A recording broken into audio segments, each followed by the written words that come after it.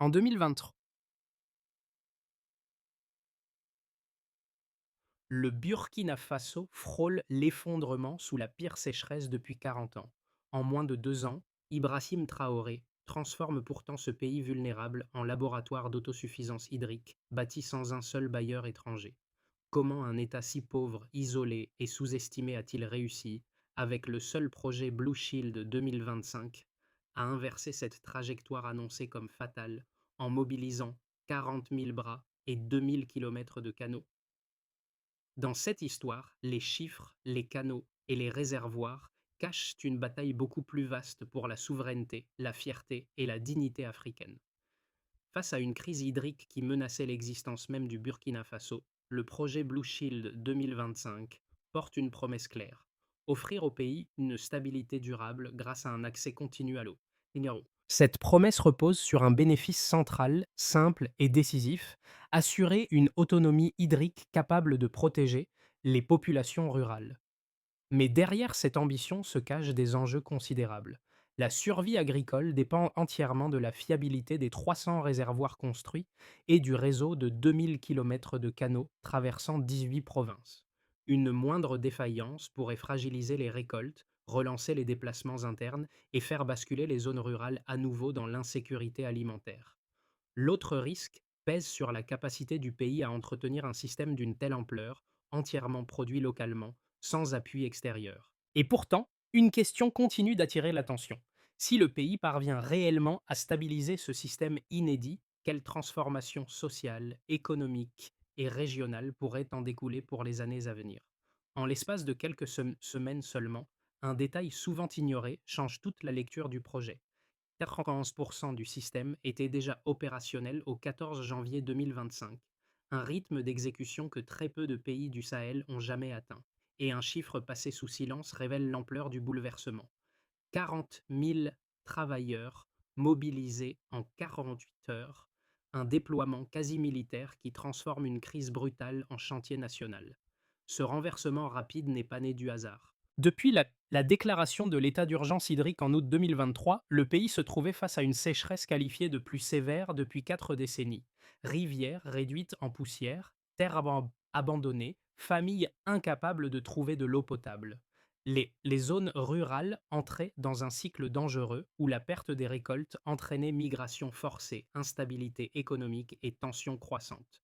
C'est précisément à ce moment que Ibrahim Traoré impose une ligne de rupture en refusant l'aide extérieure pour bâtir un système d'irrigation intégralement national.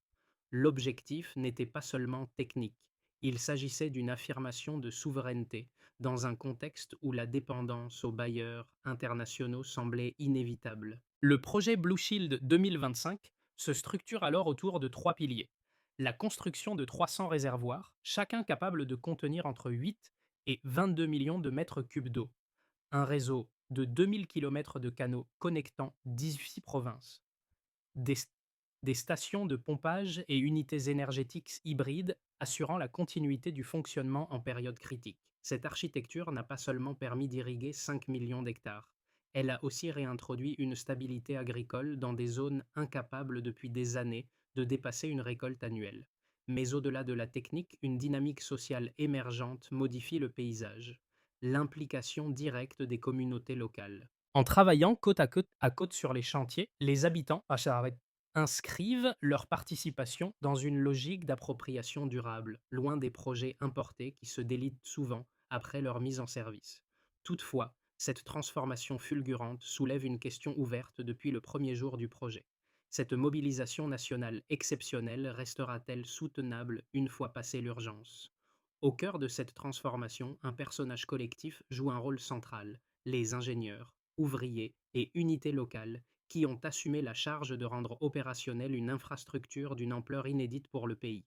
Leur présence sur le terrain, souvent dans des conditions extrêmes, constitue la première clé de compréhension du basculement opéré entre la crise hydrique et la stabilisation progressive observée dès les premiers mois du projet. Les équipes techniques, réparties sur plusieurs provinces, ont appliqué une logique de déploiement continu, permettant d'activer successivement les canaux, puis les réservoirs. Autour des premières installations achevées, les villages ont observé une amélioration nette de l'accès à l'eau potable. Les trajets quotidiens pour s'approvisionner ont diminué et les puits traditionnels menacés d'assèchement ont été temporairement épargnés par la redistribution des volumes stockés. Un premier cas, relevé dans plusieurs zones rurales, illustre cette dynamique. Les familles autrefois contraintes de parcourir plusieurs kilomètres pour trouver de l'eau ont signalé une réduction notable des déplacements dès que les premières jonctions d'irrigation ont été sécurisées. Ce gain immédiat a permis de réorienter du temps et de la main-d'œuvre vers les champs, améliorant la préparation des sols au moment critique des semis. Un second cas apparaît dans les périmètres agricoles revitalisés par le retour de l'humidité du sol. Les exploitations ayant perdu une grande partie de leur rendement en 2023 ont pu relancer leur production, parfois avec deux cycles culturaux, grâce à la mise en eau rapide des premiers segments du réseau. Ces effets préliminaires montrent que l'impact du projet dépasse la simple construction technique pour s'étendre à la réorganisation du quotidien des populations. Une question demeure toutefois. Cette dynamique initiale pourra-t-elle se maintenir à mesure que le système atteindra sa pleine capacité? La séquence commence brutalement en août 2023, lorsque la sécheresse atteint son pic et que les rivières, déjà fragilisées depuis des mois, cessent presque totalement de couler dans plusieurs provinces rurales.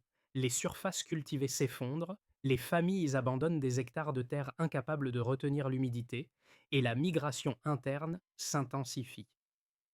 C'est dans ce contexte critique que la déclaration d'urgence hydrique déclenche une rupture immédiate. En 48 heures, plus de 40 000 ingénieurs, ouvriers et unités militaires sont mobilisés pour lancer un chantier à l'échelle nationale. Les premières équipes établissent des zones d'intervention prioritaires, cartographient les points d'assèchement les plus sévères et tracent les lignes initiales des futurs canaux. Le signal est clair. Il faut agir vite, fort et sans interruption. La phase suivante entre dans un rythme plus intense. Les engins arrivent, les excavations commencent et les premiers tronçons de canaux prennent forme dans la poussière et la chaleur.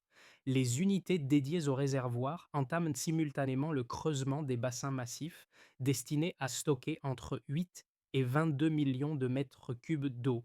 Chaque jour, les équipes avancent, section après section, reliant des points hydrauliques isolés qui n'avaient jamais été connectés auparavant. L'activation progressive des stations de pompage permet d'injecter les premiers volumes dans les tronçons terminés, testant la résistance des parois et la cohérence du réseau. Le mouvement est continu. Creuser, consolider, remplir, vérifier, étendre. Le projet atteint son premier sommet d'intensité lorsque les jonctions majeures entre les provinces commencent à s'ouvrir. Les canaux s'alignent enfin sur des kilomètres, permettant la circulation structurée de l'eau vers les zones agricoles les plus exposées. Au sol, les habitants observent le changement presque en temps réel. Des terres considérées comme définitivement perdues retrouvent une humidité stable. Les familles qui avaient quitté leurs champs reviennent inspecter les sols, constatant une transformation qu'elles n'attendaient plus. Les réservoirs se remplissent et l'infrastructure commence à fonctionner comme un véritable système, non plus comme une succession de chantiers indépendants. À mesure que l'eau circule, l'agriculture sort progressivement du chaos. Les parcelles se réorganisent, les cycles culturaux redémarrent, et les premières projections montrent une augmentation du rendement possible dans les zones reconnectées au réseau. La stabilisation initiale produit son effet. La migration interne, qui s'était intensifiée pendant la crise, se ralentit pour la première fois depuis des années. Les communautés retrouvent un certain équilibre et les distances parcourues pour trouver de l'eau diminuent fortement. Les femmes, particulièrement touchées par l'effort de transport d'eau, voient leur charge quotidienne se réduire. La séquence se referme sur une phase de duchamp constructive. Les marchés locaux reprennent vie grâce à l'amélioration des récoltes. Les prix des denrées agricoles se stabilisent, puis baissent dans certaines zones, reflétant la hausse de la production.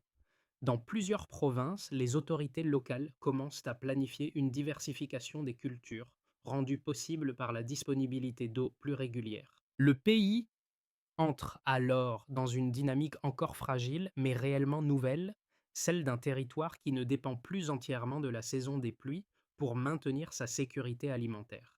Reste cependant une interrogation essentielle: la capacité du système à rester stable face à une pression climatique qui continue de s'intensifier. Le point de départ dressait un tableau sans ambiguïté: une année 2023 marquée par la sécheresse la plus sévère depuis 4 décennies, accompagnée d'un assèchement quasi total des rivières et de l'abandon de centaines de milliers d'hectares agricoles. Le basculement apparaît nettement lorsque moins de 2 ans plus tard, 100% du système d'irrigation est opérationnel, révélant la vitesse exceptionnelle d'un chantier mené sans appui extérieur. Ce pourcentage signale une coordination nationale rare et une montée en puissance remarquablement rapide.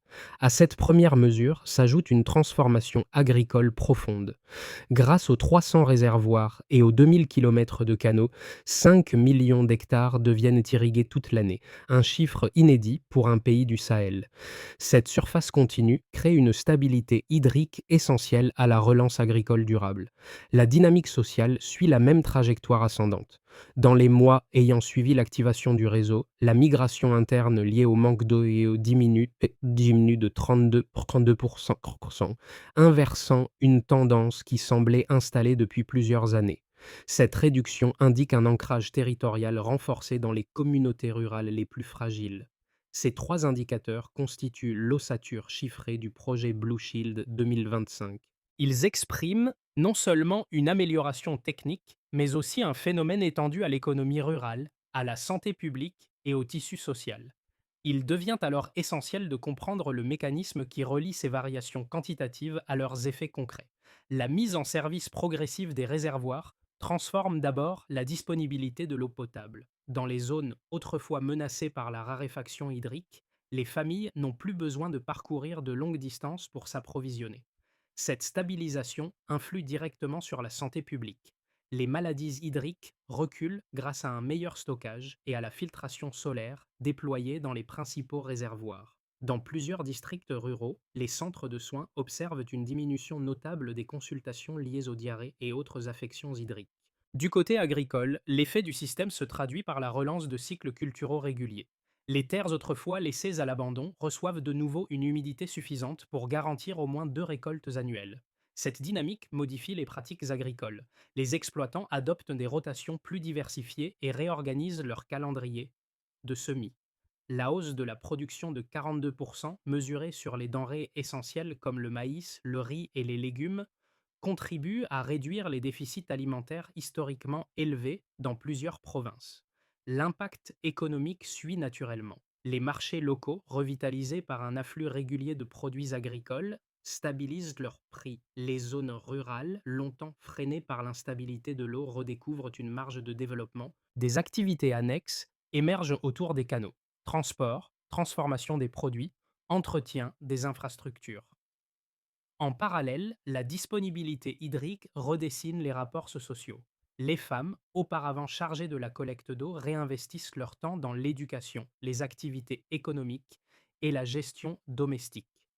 Les enfants, moins exposés aux trajets longs et risqués, fréquentent plus régulièrement l'école. Enfin, la robustesse du système hydrique joue un rôle politique. En démontrant qu'il est possible d'obtenir une quasi-autosuffisance en eau avec des moyens nationaux, le pays renforce son autonomie décisionnelle dans une région où la dépendance aux bailleurs internationaux demeure courante. Ce repositionnement s'accompagne d'une amélioration de la confiance interne, les populations percevant le projet comme une réussite collective et durable. Cependant, malgré ces avancées mesurables, une interrogation persiste.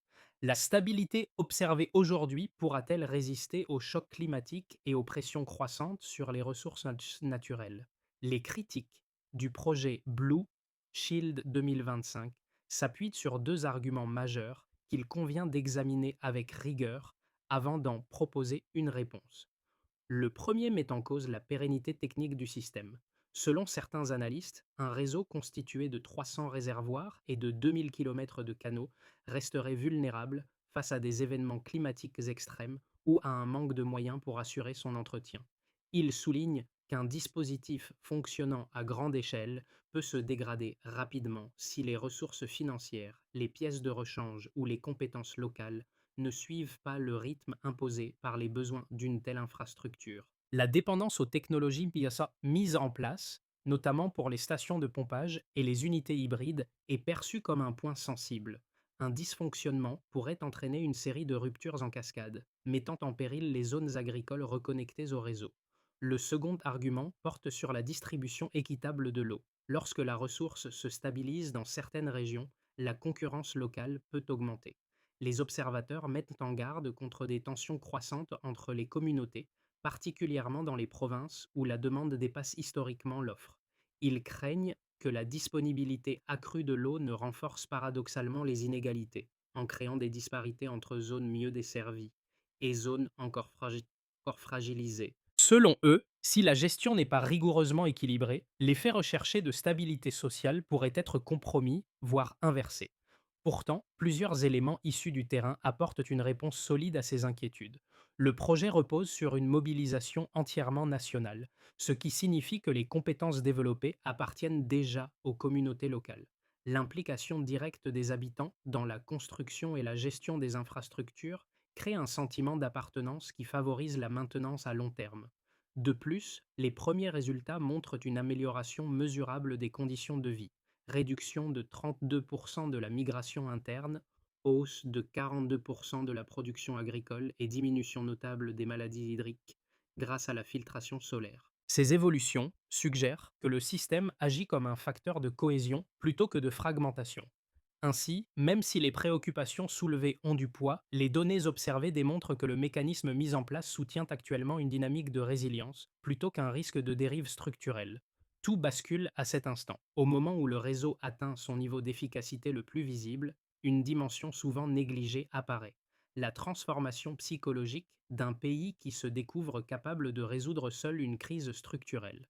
C'est précisément ici que la figure d'Ibrahim Traoré reprend une place déterminante, non pas comme simple initiateur du projet, mais comme catalyseur d'un changement collectif. La mise en service simultanée des réservoirs, des canaux et des stations de pompage ne marque pas seulement la stabilisation hydrique, elle révèle un déplacement plus profond vers une souveraineté assumée. Dans les villages où les premières infrastructures fonctionnent pleinement, les habitants constatent que l'eau n'est plus un aléa dépendant de la saison, mais une ressource maîtrisée. Ce sentiment crée une dynamique nouvelle. La population perçoit le système non comme un dispositif imposé, mais comme un travail construit par ses propres mains. C'est là que le midpoint se consolide. La crise ne définit plus l'identité nationale. Le pays se projette désormais dans un avenir où la sécurité alimentaire, la continuité de l'eau et la stabilité sociale ne sont plus des objectifs lointains, mais des réalités émergentes. Les effets tangibles du projet Blue Shield 2025 se manifestent dans quatre sphères majeures, chacune transformée par l'ampleur des infrastructures et par la dynamique collective enclenchée sous l'impulsion d'Ibrahim Traoré. Les administrations locales constatent une stabilisation progressive des territoires autrefois menacés par l'exode rural.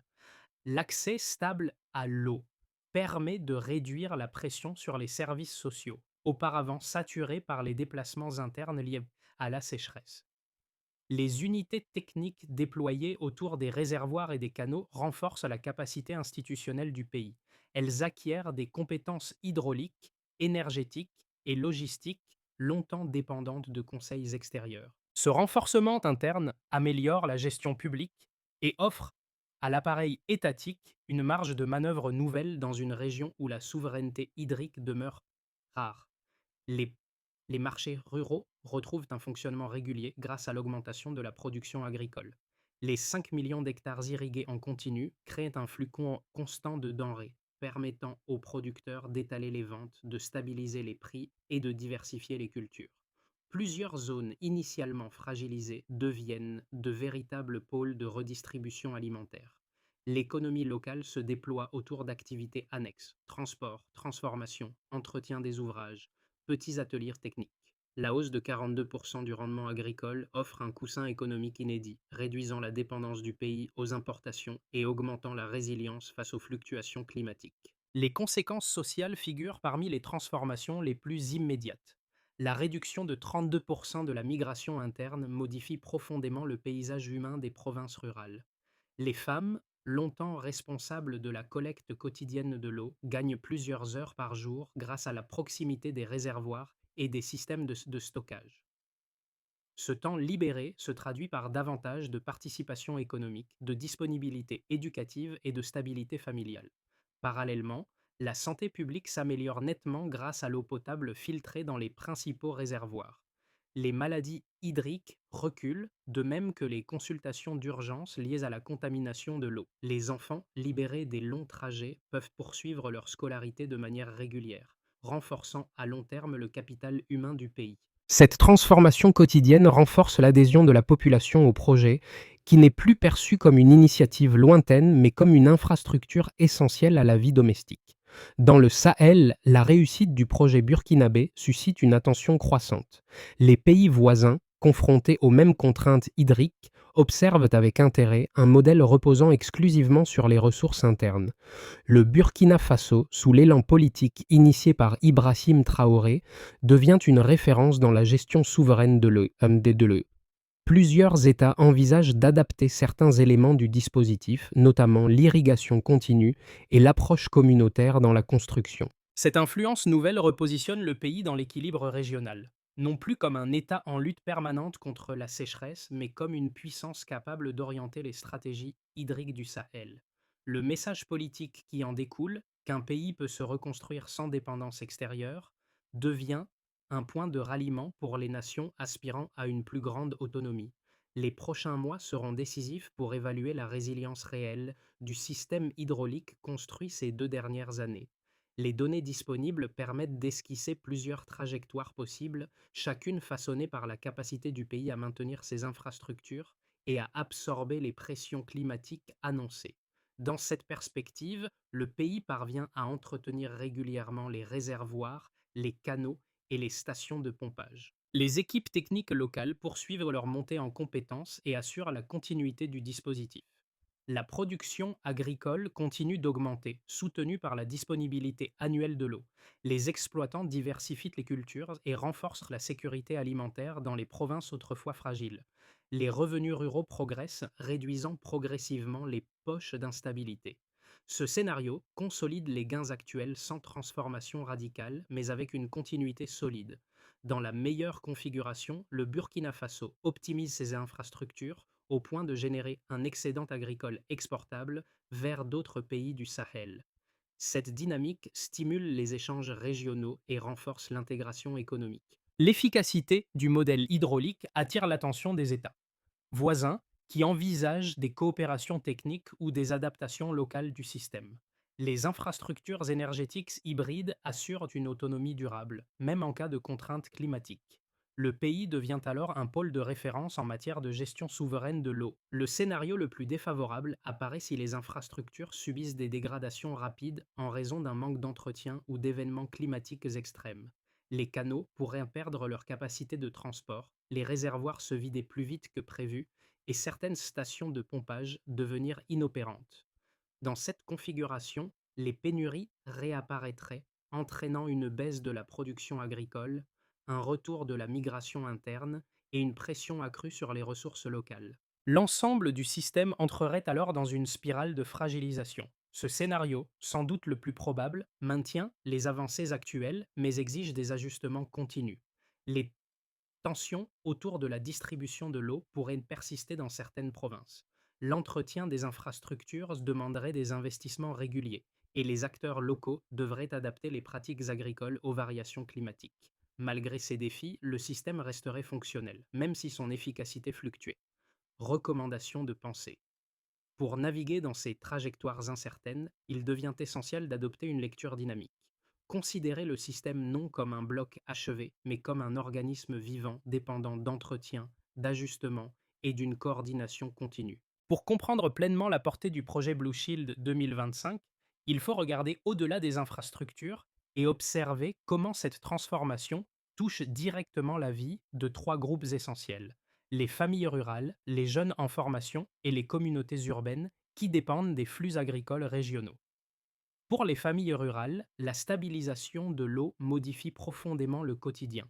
Les déplacements éprouvants pour trouver une source se réduisent, les tâches domestiques s'allègent et les journées retrouvent une structure moins dominée par l'urgence hydrique. Beaucoup découvrent une forme de normalité qui avait disparu depuis des années. Le lien avec la terre se renforce car les cycles agricoles redeviennent prévisibles et permettent d'envisager des projets à long terme. Pour les jeunes, ce changement ouvre une perspective nouvelle. Dans plusieurs provinces, la fréquentation scolaire progresse quand les enfants ne sont plus mobilisés pour la collecte d'eau. Les adolescents peuvent envisager des études techniques liées à l'hydraulique, à l'agriculture ou à l'énergie, des secteurs désormais porteurs. L'idée d'un avenir construit localement plutôt qu'à travers la migration ou l'exode urbain forcé devient tangible. Du côté des communautés urbaines, l'impact passe par la stabilité des marchés alimentaires. Les variations brusques des prix diminuent lorsque les récoltes se régularisent. Cette prévisibilité renforce la confiance des ménages qui avaient longtemps vécu dans l'incertitude économique. Les flux alimentaires plus constants facilitent aussi l'organisation des commerces, des transports et des circuits de distribution. Dans cette transformation, chacun peut trouver un point d'ancrage personnel. Et parfois, il suffit de deux gestes simples. S'informer sur les progrès réalisés dans sa propre région et identifier comment contribuer localement par une initiative communautaire, une formation technique ou un engagement associatif pour renforcer ce système qui continue d'évoluer. Pour assurer la solidité du système hydrique durant les prochaines années, plusieurs étapes structurées doivent être consolidées, chacune impliquant des acteurs clairement identifiés. La continuité du projet repose sur une articulation précise entre gestion technique, cohésion sociale et adaptation climatique, des orientations déjà esquissées sous l'impulsion d'Ibrahim Traoré. Les équipes locales doivent assurer un suivi régulier des réservoirs, des canaux et des stations de pompage. Ce travail doit se faire chaque saison, en renforçant les équipes techniques provinciales. L'efficacité se mesure par la réduction des incidents signalés et la continuité du débit dans les zones les plus sollicitées. Le gouvernement, chargé d'établir un cadre de répartition transparent pour éviter les tensions entre communautés. Cette politique doit être révisée tous les 6 mois selon les besoins agricoles et domestiques. Le succès se jauge par la diminution des litiges locaux et par la stabilisation des demandes dans les provinces à forte pression hydrique. Les techniciens agricoles et hydrologues doivent intégrer davantage de pratiques économes en eau et des technologies à faible consommation. Cette démarche doit s'inscrire dans un programme annuel d'ajustement. L'impact se mesure par la capacité des terres à maintenir 2 cycles culturaux en période sèche. Les centres de formation doivent offrir des modules hydrauliques et énergétiques aux jeunes et aux travailleurs déjà impliqués. Ce processus doit être continu pour éviter la dépendance externe. Le succès se mesure par l'autonomie croissante des équipes dans la maintenance. Sans remettre en cause la souveraineté du projet, des partenariats techniques limités peuvent renforcer la robustesse à long terme. Ils doivent être engagés de manière sélective et réévalués annuellement. À travers le long chemin parcouru depuis la sécheresse de 2023, un symbole se détache et revient comme un fil conducteur. L'eau. Elle n'est plus seulement une ressource rare, mais un élément structurant de l'identité collective. Chaque réservoir rempli, chaque canal remis en circulation raconte une même histoire, celle d'un pays qui s'est relevé par lui-même. Dans cette transformation, la présence d'Ibrahim Traoré reste associée au passage d'une logique de survie à une logique de souveraineté assumée, portée par des milliers de mains locales. Les villages qui autrefois vivaient au rythme incertain de la pluie reconnaissent aujourd'hui une forme de stabilité nouvelle. Les familles ne mesurent pas seulement le volume d'eau disponible, mais l'impact profond sur leur dignité et leur autonomie. Dans ces gestes du quotidien, cultivés, puisés, partagés, se lie d'une confiance retrouvée dans la capacité du pays à façonner son propre avenir. Au cœur de ce renouveau, une conviction simple règne. L'eau peut guider un peuple. Cette phrase résume l'élan né de cette transformation, un élan qui dépasse les chiffres pour toucher la vie de millions de personnes et redonner un horizon à ceux qui en manquaient. Dans tout le pays, les canaux et les réservoirs ont cessé d'être de simples infrastructures. Ils sont devenus des repères de cohésion, des lieux où les habitants mesurent concrètement la valeur de l'effort collectif.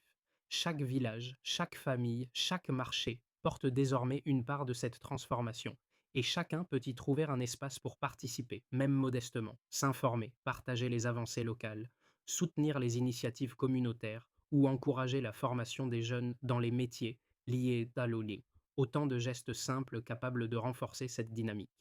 Les changements durables naissent rarement d'un seul acte spectaculaire. Ils prennent forme à travers des contributions dispersées mais régulières qui ancrent les progrès dans le quotidien. Si vous souhaitez que cette histoire continue de se construire, vous pouvez rester attentif aux évolutions, dialoguer avec votre communauté et suivre de près les actions menées dans votre région. Car un projet collectif ne vit vraiment que lorsque ceux qui en bénéficient choisissent, chacun à leur manière, d'en prolonger l'élan.